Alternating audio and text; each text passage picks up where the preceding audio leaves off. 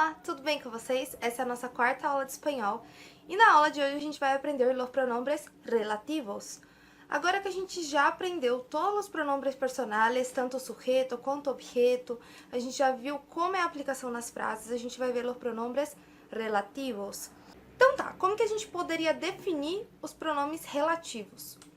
Uma definição que a gente pode dar, que inclusive eu já falei algumas vezes quando estava explicando os pronombres personales, é que sempre vem para falar de algo que já foi dito anteriormente, né? Algo que já foi mencionado antes.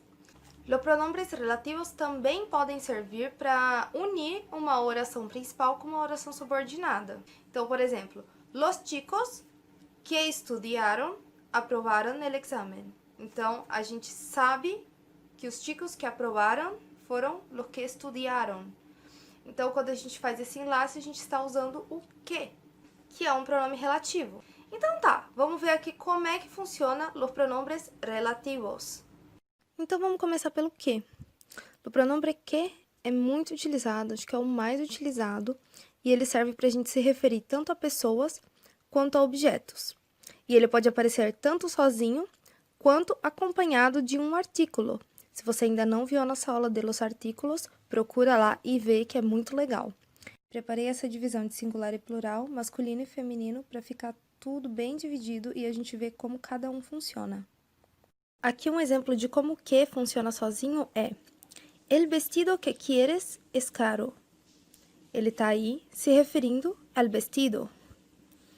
Agora, como que ele funciona quando ele vem com um artículo antes? Bom, aí a gente vai usar nossa tabelinha.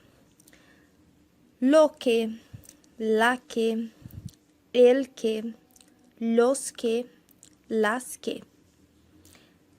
E quando ele vem com um artículo antes, é porque aquilo já foi mencionado na frase. Então, o nosso exemplo. ¿Tienes un vestido rojo? No, lo que tengo es azul. Lo que vem porque a gente já sabe que isso está sendo referido ao vestido. Já foi mencionado antes. Agora, sobre o uso do lo que, especificamente, ele é usado quando a gente vai falar sobre uma coisa que não é nenhuma pessoa, nem um objeto, nenhuma coisa.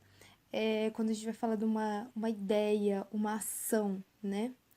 Chorou muchísimo, lo que me dejó mal, não? Lo que me dejó mal, né? Tá se referindo a uma ação. O próximo que a gente vai ver é o qual. Diferente do que, o qual sempre vai ter o artículo antes. E ele tem um tom de formalidade, né? Então, a nossa tabelinha vai ficar assim. El cual, la cual, los cuales, las cuales. Agora, quando a gente quer se referir a uma pessoa, especificamente, a gente tem o quién e o quiénes. E esse é usado somente quando a gente quer se referir a uma pessoa. Ejemplo, la mujer a quien viste es muy rica. O quien se refere a mulher, a mujer. Agora, quando a gente usa ele no plural. Essas mujeres, quienes están en el bar, son guapas. Então, agora a gente tem um plural, né? Pra gente dar um exemplo de singular e plural. E aí, ele não tem a diferenciação de gênero. Tanto para homem quanto para mulher, vai o quien e o quienes. O nosso próximo pronombre, ele é usado para dar uma ideia de possessão, e ele se refere especificamente àquilo que é possuído e não o possuidor. Um exemplo. Essa chica, cujo el pelo es largo, te está esperando. Beleza. A gente usa o cujo para se referir a essa chica, né? Essa menina. Mas, por que a gente não está usando cuja? Porque ele sempre vai ser sobre aquilo que é possuído, né? E não o possuidor. Então, essa chica, ela tem o pelo largo, né? O cabelo dela é comprido. Então, o cujo, ele vai seguir ali, né? O gênero daquilo que ela possui, que é o cabelo comprido, el pelo largo. Quando a gente quer se referir à quantidade, a gente usa o quanto, né? Então, separando, né, por gênero e por singular e plural, quanto, quanta, quantos, quantas. Beleza. E por fim, para a gente determinar lugar, a gente usa o donde. El lugar donde yo vivo es lejos de acá. Dependendo da situação, a gente consegue substituir por el que, né? El lugar en el que yo vivo es lejos de acá. Ou en el cual. El lugar en el cual yo vivo es lejos de acá. Mas o mais comum mesmo é o donde.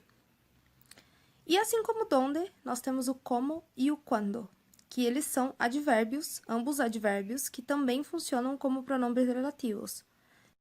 Aqui eu só quero fazer uma ressalva sobre as traduções que eu coloco das frases que eu uso de exemplo, né? Que nem sempre elas ficam perfeitamente traduzidas, né? Porque o espanhol é um pouco diferente do português. Mas eu coloco de qualquer forma só para vocês terem noção do que eu tô dizendo, né? Para vocês entenderem. Essa foi a nossa aula de hoje sobre os pronombres relativos, bem simples, né? Espero que vocês tenham entendido, espero que todo mundo tenha entendido bem. Me sigam nas redes sociais e até a próxima aula.